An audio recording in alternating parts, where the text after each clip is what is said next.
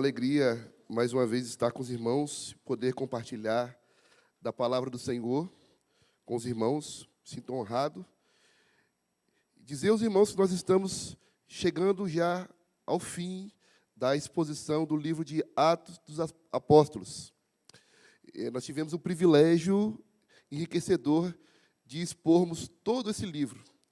Na semana passada, retrasada, nós tivemos, na semana passada, o retiro de família, não tivemos culto matutino, mas na semana retrasada nós expomos o capítulo 26, onde os irmãos viram que Paulo ele foi julgado ali pelo rei Agripa e Festo, e ele apelou a César, porque ele queria que o julgamento dele fosse feito em Roma. E o querer de Paulo é concomitante com a soberania e a vontade de Deus que Paulo fosse para Roma pregar o Evangelho. E dentro desse aspecto, nós vamos caminhando agora para a viagem de Paulo até a capital do Império, que é a capital do Império Romano. E nós vamos ver, irmãos, que quem disse para você que fazer a vontade de Deus é fácil? Nós vemos Paulo aqui fazendo a vontade de Deus. Mesmo estando no centro da vontade de Deus, fazendo a vontade do Senhor, nós enfrentamos dificuldades, embates, desafios, mas o que prevalece é que Deus sempre está conosco. Nós vamos ver a mão soberana de Deus guiando Paulo para cumprir aquilo que Deus determinou para que Paulo fizesse. E vemos também que essa mesma mão soberana não poupou Paulo de viver adversidades. Mas, em meio à adversidade, essa mão soberana de Deus o conduziu até o propósito do Senhor.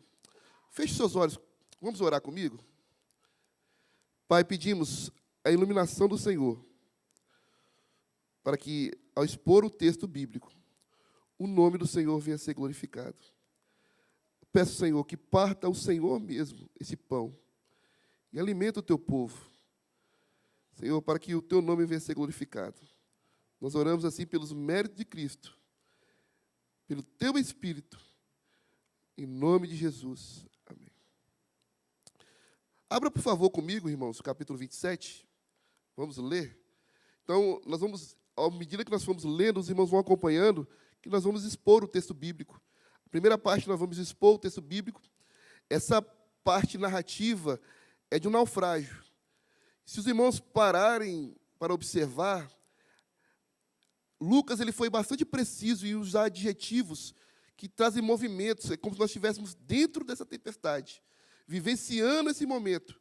E ele escreve em primeira pessoa do plural.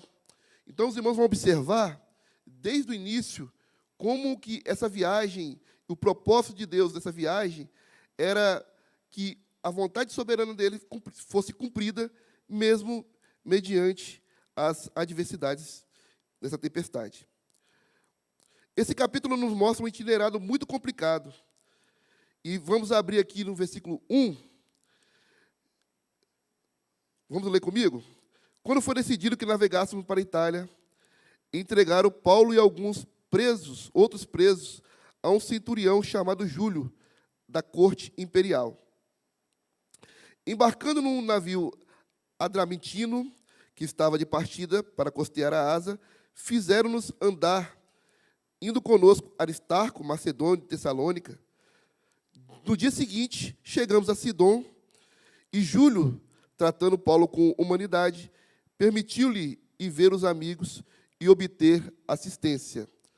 Nós vamos ver aqui que Paulo ele não está sozinho. A primeira coisa que nós entendemos que Júlio ele era da corte imperial, ele era um centurião da corte imperial.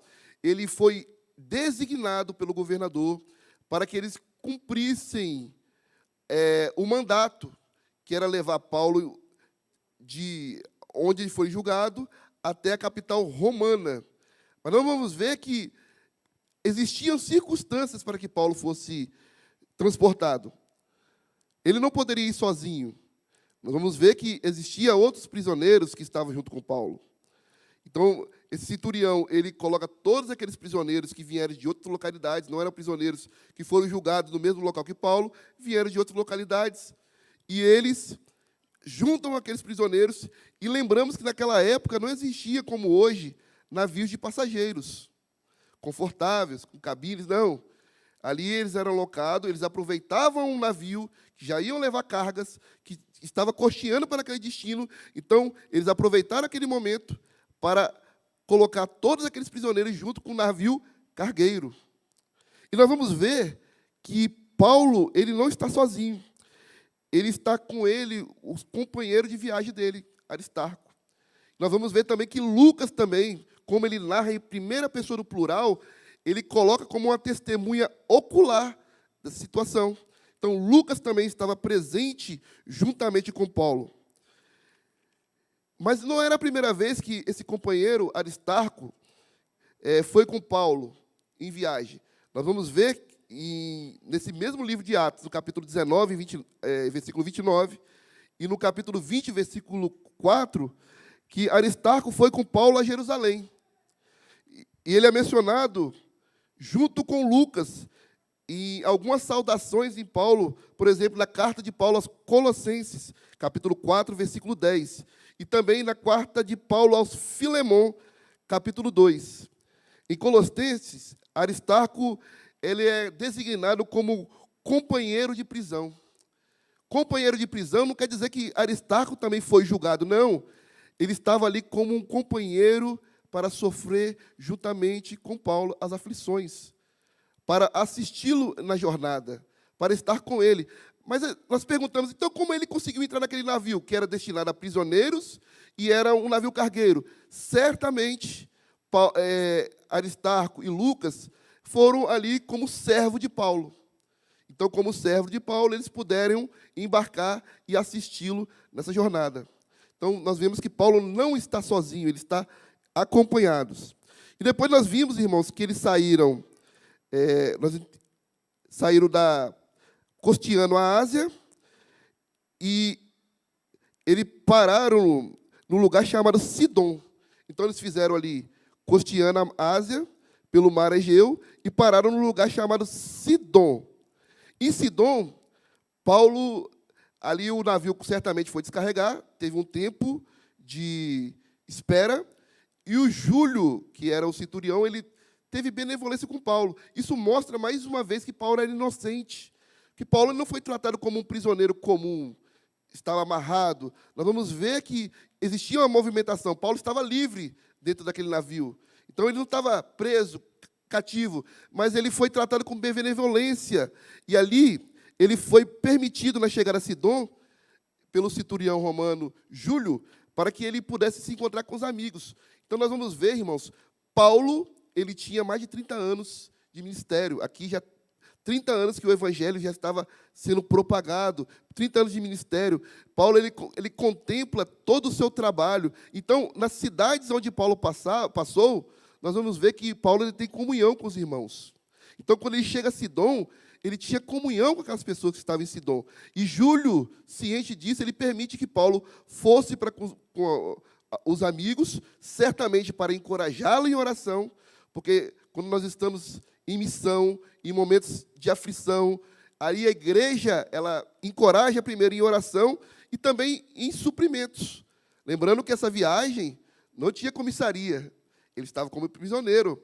Então, certamente, ele precisaria de suprimentos, porque muitos prisioneiros não chegavam ao destino final por falta de alimento. Porque, durante a viagem, esse alimento poderia se acabar. E eles morrerem de inanição. Então, Paulo, certamente, foi suprido em suas necessidades pelos seus amigos e também encorajado em oração. E ali, quando eles partiram dali, navegaram sob a proteção de Chipre. Nós vamos ver que sempre eles estão navegando, costeando para evitar os maus ventos, para que a viagem seja mais tranquila. Então, eles viajam pela proteção de Chipre, por serem contrários os ventos, e tendo atravessado o mar ao longo da Sicília e Panfilha, chegaram a Mirra. Então, ali, eles saem de Sidom e chegam a Mirra. Quando eles chegam a Mirra, vamos ler comigo no versículo 6. achando ali o centurião o navio de Alexandria, que estava de partida para a Itália, e nele o fez embarcar. Então, ele estava numa embarcação. Paulo ele sai de Sidom, onde ele foi ver os seus amigos, encorajado em oração, assistir às suas necessidades. Eles chegam até um lugar onde Paulo vão para outro navio. Então, o centurião, eles acham outro navio. Esse navio deveria ser muito grande, irmãos, muito grande. Devido à proporção de pessoas, mais ou menos 276 pessoas estavam juntamente naquela embarcação. Além de 276 pessoas, existia também um número grande de cargas. E ali, o centurião, ele acha um navio de Alexandria que estava de partida para a Itália. Alexandria, ela era o principal provedor de cereais para a capital romana. Então, Alexandria, eles tinham uma rota de suprimentos, que mesmo em meio ao inverno, esses suprimentos não faltavam. Era uma estratégia romana para que evitasse, assim, a falta de suprimento. A falta de suprimento na capital romana geraria instabilidade dentro do império. Então, o imperador, ele garantia que, mesmo em meio ao inverno, esse suprimento chegasse. E Alexandria, a África, ela era uma rota e principal fornecedora de cereal para Roma. Então, dentro desse contexto, é muito importante eu falar isso com os irmãos, para os irmãos entenderem o porquê, um ponto importante de eles insistirem em navegar, mesmo em meio a um momento não oportuno, porque existia interesses comerciais. Navegar durante o inverno, que nós vamos ver posteriormente, não era costumeiro, mas o imperador dava incentivos financeiros para que as pessoas viessem navegar em circunstâncias adversas. É assim hoje, né? Você vai levar para uma carga em situações normais, você tem um preço. Então, quando você vai levar em situações que são adversas, com certeza esse preço vai ser aumentado. Então, eles recebiam um incentivo financeiro.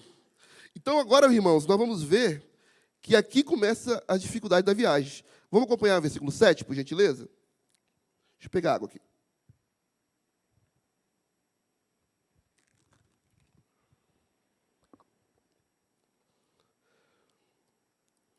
Versículo 7. Navegando vagarosamente muitos dias e tendo chegado com dificuldade defronte a Quínido, não nos sendo permitido prosseguir por causa do vento contrário, navegamos sob a proteção de Creta, na altura de Salomona. Costeando penosamente, chegamos ao lugar chamado Bons Portos, perto do qual estava a cidade de Liséia. Então, nós vamos ver aqui, irmãos, que aqui começa as coisas ficarem meio turvas. Vamos ver que Lucas ele usa esses adjetivos de movimento, que estava vagaroso, um navio cheio, um navio carregado, pesado, e ali os ventos não eram tão favoráveis assim. O momento também não era tão favorável. Então ele começa a dizer que por causa do vento contrário, eles mudaram a rota e penosamente eles chegaram a Bons Portos. Então, eles chegaram com muita dificuldade a Bons Portos. Não foi fácil a chegada deles até aquele local. E aqui nós vamos ver Paulo, ele está atento a todos esses movimentos. Paulo está atento a ele está dentro dessa viagem, ele está atento a todos esses movimentos. Agora nós vamos ver no versículo 9 que demorou muito. Demorou além do tempo. Esse percurso que deveria ser mais rápido, devido à circunstância do navio pesado e aos ventos contrários, demorou muito tempo. E Paulo, a partir desse momento, nós vamos ver que Paulo ele se levanta. Depois de muito tempo, tendo se tornado a navegação perigosa, ali não é só questão de o tempo demorou. Agora, a navegação se tornou perigosa, e já passado o tempo do dia do jejum. Admoestava-os Paulo, dizendo-lhe: Senhores, vejo que a viagem vai ser trabalhosa, com dano e muito prejuízo, não só da carga e do navio, mas também da nossa vida. Vamos parar aqui? Paulo ele cita aqui o dia do jejum. Provavelmente, esse dia ficava entre outubro, início de outubro, até novembro, dezembro. Então, era um período que Paulo ele coloca, ele especifica, que não era um período favorável à navegação. Paulo, ele aqui ele não foi, como algumas pessoas possam pensar, será que Deus deu alguma revelação para Paulo, mostrando isso para ele afinar, que essa viagem seria trabalhosa, que teria muita dificuldade? Não. Nós lembramos que Paulo, ele também era um navegador. Paulo, ele empreendeu outras viagens. Na carta de 2 Coríntios, capítulo 1, versículo 25, Paulo, ele narra circunstâncias em que ele passou por grandes adversidades. Dentre elas, ele já havia sofrido, sabe quantos? 3 naufrágios. Paulo já havia sofrido 3 naufrágios. E no último naufrágio que ele sofreu, ele narra na carta de 2 Coríntios, capítulo 11, versículo 25, que nesse naufrágio, ele ficou durante um dia e uma noite ao léu. Então, Paulo ele não era aqui desconhecedor dessa região. Lembramos também que Paulo ele era natural de Tarso. Então, ele conhecia bem os ventos, a região, a época boa de navegação, o momento que era prudente ir ou não ir. Então, Paulo aqui, com toda a sua experiência de viagem missionária, o local onde ele nasceu, que era um local próximo da região, ele se levanta e ele adverte ali que não era um momento adequado, era um momento de inverno, era um período do jejum judaico-cristão, que era o tempo chamado Yom Kippur, que é o período do jejum. Então, não era um momento propício para empreender aquela viagem. Agora, nós vamos ver o recado de Paulo, e nós vamos ver aqui no versículo 11, e ele fala que haveria grandes prejuízos, não só da carga do navio, mas também da nossa vida. No versículo 11, nós vamos ver a reação do centurião, aquele que havia ouvido Paulo, aquele que tinha empatia com Paulo e usado com benevolência com ele, em assistir e em permitir que os amigos assistissem, não deu ouvido a Paulo. Então, vamos ver no versículo 11, o centurião dava mais créditos ao piloto e ao mestre do navio do que ao Paulo dizia. Versículo 12, não sendo o porto próprio para invernar, a maioria deles era de opinião que partisse dali, para ver se podiam chegar a Fenícia, e aí passar o inverno, visto ser um porto de Creta, o qual olhava para o nordeste e para o sudeste.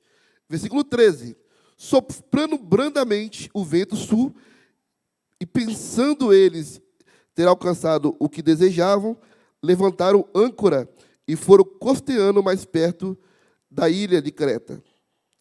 No entanto, entretanto, não muito depois, desencadeou-se do lado da ilha um tufão chamado Euraquilão, e sendo o navio arrastado com violência, sem poder resistir ao vento, cessaram a manobra e nós fomos deixados levar. Vamos parar aqui. Então, eles não deram ouvido para Paulo. Ponto. Então, o centurião preferiu ouvir o dono do navio e o piloto do navio. Certamente porque eles tinham experiência de navegação. E esses pilotos e o dono do navio, eles foram enganados por uma falsa aparência. Os ventos pareciam favoráveis. Aquele momento assim, olha, a tempestade não veio não. O vento não favorável. Então vamos seguir. E nessa benevolência do mar, eles seguiram. Mas quando eles seguiram, logo após, veio um grande vendaval, chamado Euraquilão, ou vento nordeste. Era um vento que que levariam eles para locais contrários e para costas rochosas. Então, eles ali viram que tinha feito um equívoco. Entretanto, não muito depois, desencadeou-se esse tufão, esse vento. Então, não estava esse vento. Então, eles tiveram uma falsa impressão, e logo depois dessa falsa impressão, esse vento veio arrastando eles. E sendo o navio arrastado com violência, sem poder resistir ao vento, cessaram a manobra, e nos fomos deixados levar.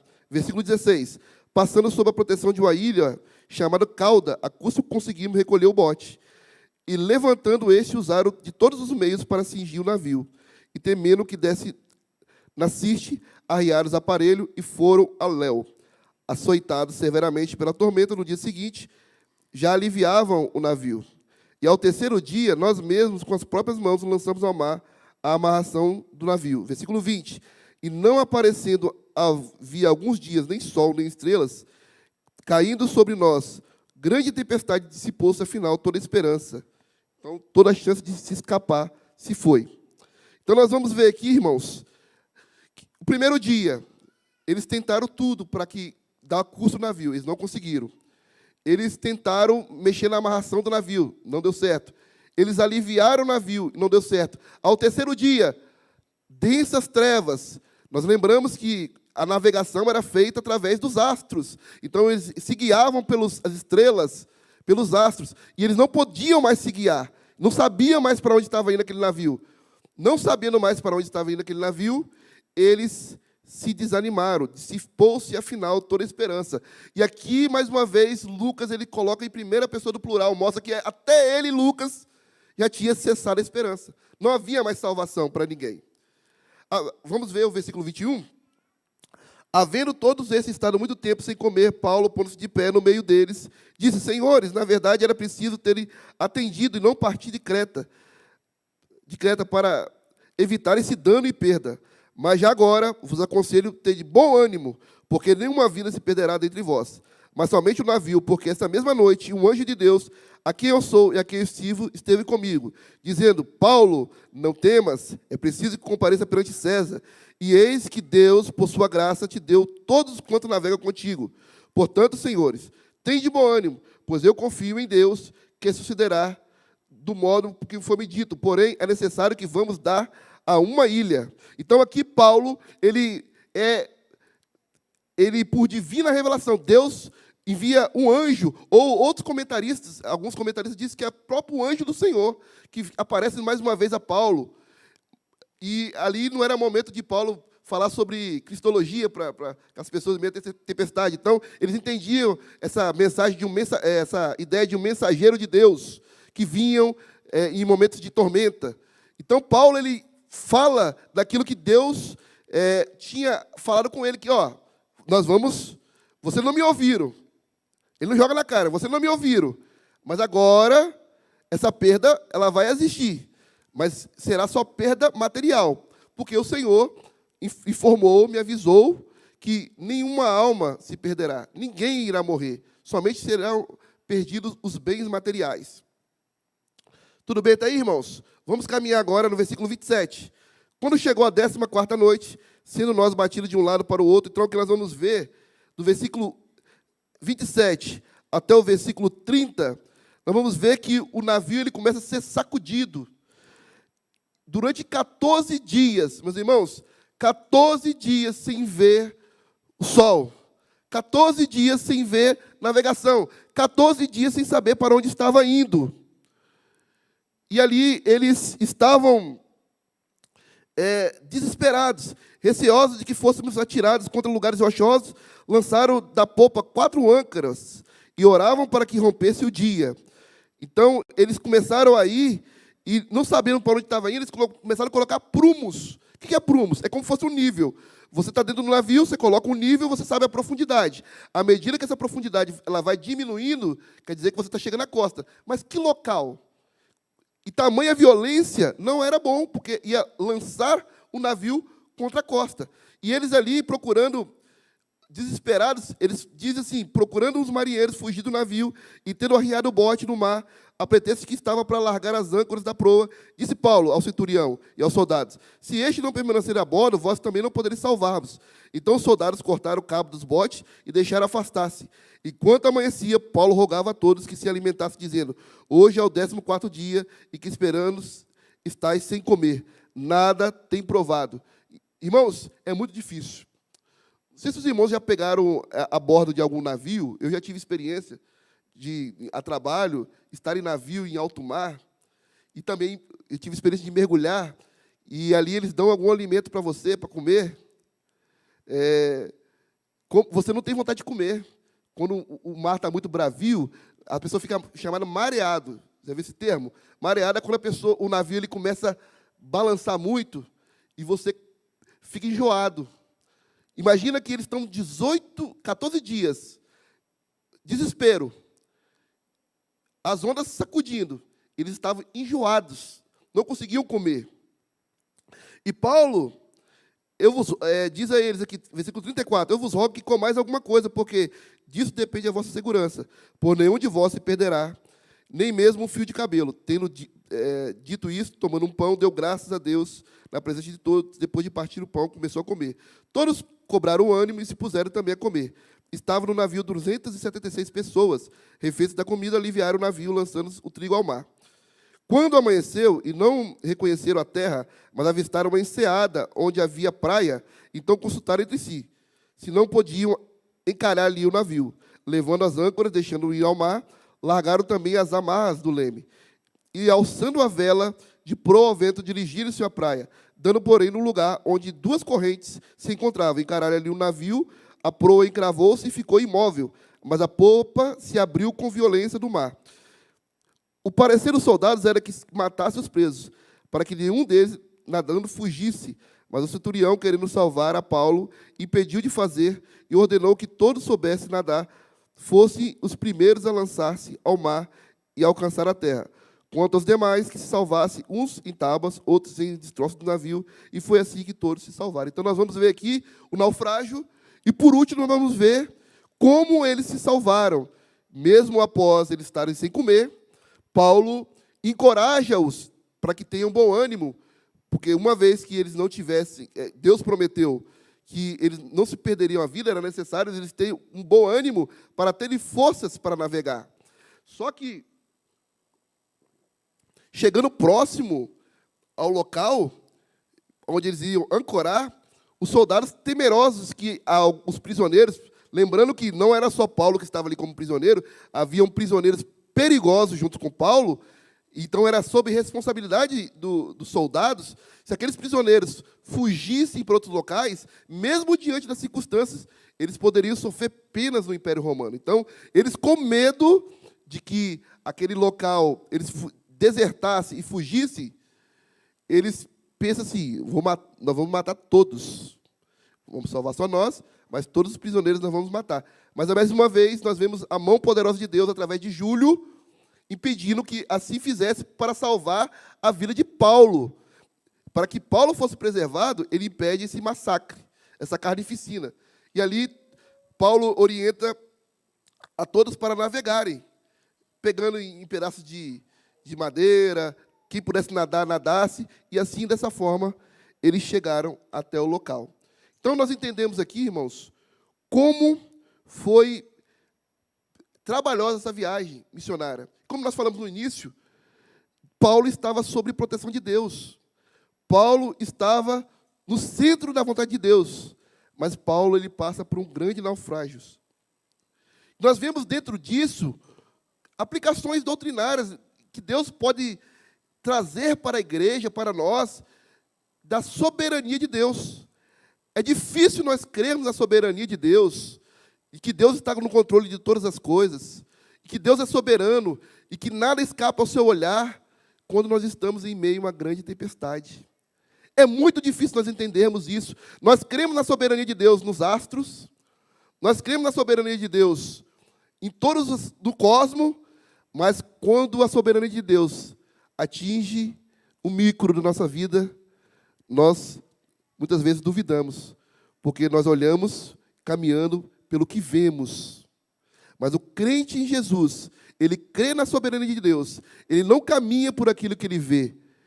Ele caminha por aquilo que ele crê. Existe um hino que diz isso, né? Não caminhamos pelo que vemos. O que nos move a cumprir a missão é o que nós cremos. Nós cremos que Deus está conosco. Nós cremos que a mão soberana de Deus está nos guiando. E o Deus da Bíblia é esse Deus soberano. O Deus da Bíblia não é o Deus que nos prometeu a nós não termos aflições em meio ao nosso chamado, como cristãos, como missionários. O Deus da Bíblia é aquele que usou a circunstância difícil. Nós vemos a soberania de Deus na vida de José, quando ele foi vendido pelos irmãos como prisioneiro. Mas o prisioneiro estava tranquilo enquanto havia fome. E o governante estava desesperado. Por quê? O prisioneiro estava de posse da promessa de Deus. Então, a circunstância não define o seu caminho, o seu chamado. O que define o seu caminho e o seu chamado é a palavra de Deus. E a palavra de Deus estava no coração de José. A palavra de Deus estava no coração de Daniel, cativo, prisioneiro, em uma sentença de morte. Deus, mais uma vez, por divina revelação, livra-o. Não só ele, mas todos aqueles também que estavam sob essa sentença de morte. Nós vemos a soberania de Deus mais uma vez na vida de Paulo. Paulo, prisioneiro, assumindo o controle de um navio. O prisioneiro deveria estar desesperado, ansioso. O que vai acontecer quando eu chegar em Roma? O que será de mim? E em meio à tempestade, não bastava tudo isso. Eu estar prisioneiro injustamente, vem ainda a tempestade. Não, meus irmãos. Nós vemos aqui a soberania de Deus presente. E Paulo entende que esse Deus é soberano, mas Paulo também entende que existe uma responsabilidade do homem. Então vemos claramente que existe a soberania de Deus e a responsabilidade humana. Paulo assume o controle no momento de adversidade. Paulo não recua. Ele não se afrouxa, porque ele está cheio da palavra de Deus no seu coração. Nós vemos a providência divina falando, Paulo, você vai chegar a Roma. E ele crê, eu vou chegar a Roma. Não são as circunstâncias que abalaram Paulo. E ele toma a rédea, mas ele coloca também a responsabilidade. Olha, vemos claramente aqui, a responsabilidade humana. Todos eles, os marinheiros que eram acostumados a navegar, olhando a circunstância, vamos falar igual o pessoal fala no termo, vamos dar o pinote, vamos sair todo mundo daqui, colocar o navio. Não, Paulo proíbe eles. Não, todos precisam estar aqui. Se vocês saírem, nós vamos morrer. Vocês vão morrer, não vão se salvar, e todos nós vamos perder. Olha, mas Deus não prometeu? A soberania de Deus. Ele sabia que Deus prometeu, mas não exime de nós termos responsabilidade para nadar. Nós podemos aplicar isso para a nossa salvação, irmãos. Nós fomos salvos porque Deus nos elegeu antes da fundação do mundo. Então nós fomos salvos. Salvos desse mar bravio, salvos do pecado, salvos da ira de Deus. Mas nós continuamos sendo salvos. A palavra de Deus fala que nós devemos operar a nossa salvação. Nós devemos operar a nossa salvação. E nós seremos salvos no grande dia, quando o Senhor Jesus voltar.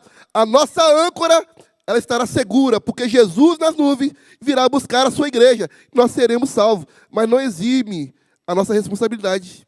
Ah, não, Deus prometeu que vai salvar todo mundo. Vamos ficar todo mundo aqui sentado, deixa o barco ir. Não, todo mundo teve que nadar. Todos tiveram que nadar.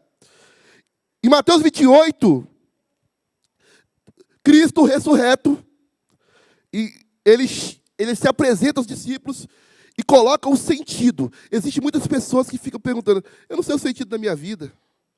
Eu não sei para onde eu vou. Por que Deus me chamou? E o Senhor Jesus, Ele deixou uma missão para você, querido. Ide, pregai o Evangelho, fazendo discípulos. Então, aqui claramente, Cristo, Ele deu a missão para Paulo, pregar o Evangelho. A mesma missão que Deus deu para Paulo, Ele também deu para você. Pregar o Evangelho. Pregue o Evangelho com a sua vida. Pregue o Evangelho com o seu testemunho.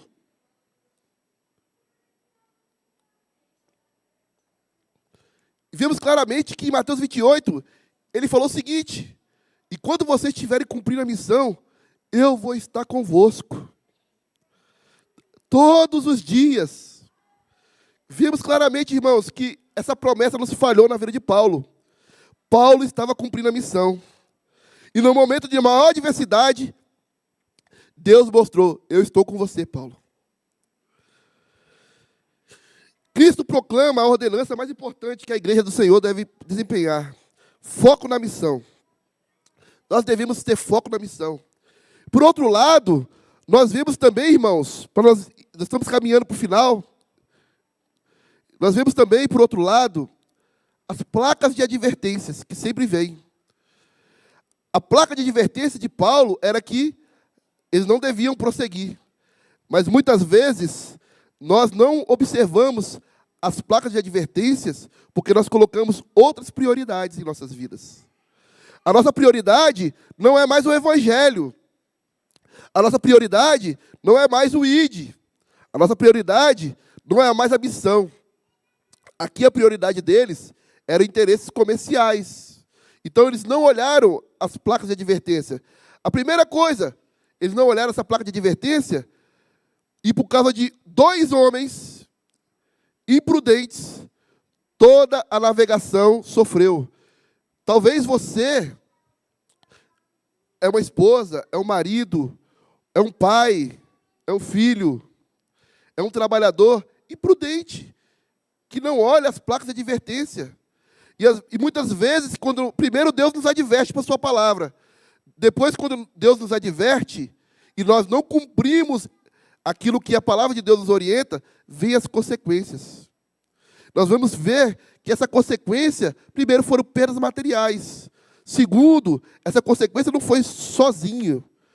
Talvez alguém, a sua família, esteja sofrendo por causa de imprudência. Talvez o seu lar está sofrendo consequências por causa de pecados que você tem cometido. E não sofre só você, sofre todo o seu lar. Talvez você esteja se perguntando por que eu estou vivendo nessa tempestade? Por que eu estou dentro dessa tempestade? Por que eu estou passando por isso? Muitas das vezes é porque você não olhou para os sinais de advertência, priorizou outras coisas. A desobediência individual, ela levou todos à deriva. Nós vivemos em comunidade, nós não fomos chamados para vivermos isolados, irmãos. Você está na igreja, você vive em comunidade. Você é inserido numa família. No trabalho, você trabalha em coletividade. Então, não deixe para que sua desobediência individual afete pessoas que estão à sua volta. Mas seja o canal de bênção para todos aqueles que junto com você estão. E assim foi Paulo. Deus prometeu estar conosco, mesmo em meio à tempestade. Ali eles estavam na escuridão da noite. 14 dias sem ver o sol. Como é difícil, irmão. Como é difícil. Quando nós estamos em meio à tempestade, já não temos mais forças. Não podemos mais comer. A fome se vai. O desespero se vai. Mas o Senhor, Ele está com você, meu irmão. Deus te chamou para você cumprir a missão, mas Ele está com você em meio às noites tensas, onde a escuridão da noite nada penetra, mas o olhar de Deus ilumina toda a nossa escuridão e a negrura. Deus está conosco, mesmo em meio a circunstâncias adversas, e nos encoraja. Paulo, ele foi encorajado por Deus. Aqui Paulo ele não usa confissão positiva. Vamos lá, pessoal, vamos lá, vai dar tudo certo. Não, Paulo não encorajou por confissão positiva. Paulo encorajou com a palavra que ele foi consolado do próprio Deus. Todo o encorajamento que nós damos, que parte da igreja, é oriundo da palavra de Deus. Se Deus prometeu que nós chegaremos ao outro lado, sãos e salvos, não é por uma confissão positiva, porque a palavra de Deus nos prometeu, Ele virá buscar a igreja fiel, e isso vai se cumprir em nossas vidas.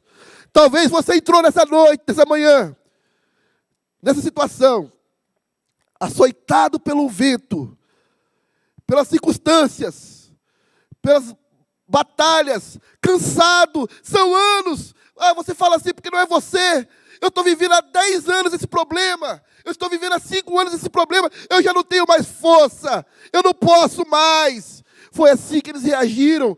Mas Paulo falou, tenha bom ânimo. A palavra de Deus para você nessa manhã é, tem bom ânimo. Porque o anjo de Deus, a qual eu sou, nós pertencemos a Deus. Paulo, ele traz um sentimento de pertencimento. Eu pertenço a esse Deus. O anjo de Deus, a qual eu sou, a qual eu sirvo. A palavra sirvo no original aqui é louvor, adoração, a qual eu sirvo com minha própria vida. Ele esteve comigo e me encorajou. E falou, é necessário que você cumpra a missão. Deus te encoraja nessa manhã para te dizer, é necessário que você cumpra a missão a qual você foi chamado. Todos nós fomos chamados por uma missão.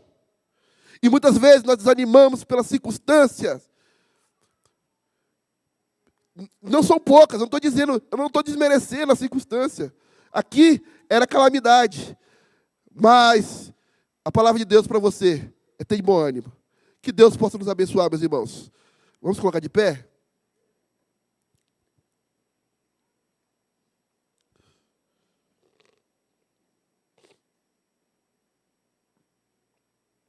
Senhor, nós glorificamos o teu nome. Pedimos que assim como o Senhor recobrou o ânimo de todos aqueles que estavam desesperados, que assim o Senhor faça conosco. Nos dê ânimo, Senhor. Que nós não venhamos caminhar pela circunstância, pelo que vemos, mas o que vem nos mover é aquilo que cremos na promessa do Senhor, que não falhará, ela é fiel e se cumprirá. E em teu nome dizemos que a graça soberana de Deus, nosso Todo-Poderoso, o amor de Cristo Jesus, que morreu por nós na cruz do Calvário, e as doces consolações do Espírito Santo, seja com todo o povo do Senhor, toda a igreja do Senhor, hoje e até a volta gloriosa de Cristo Jesus. Amém.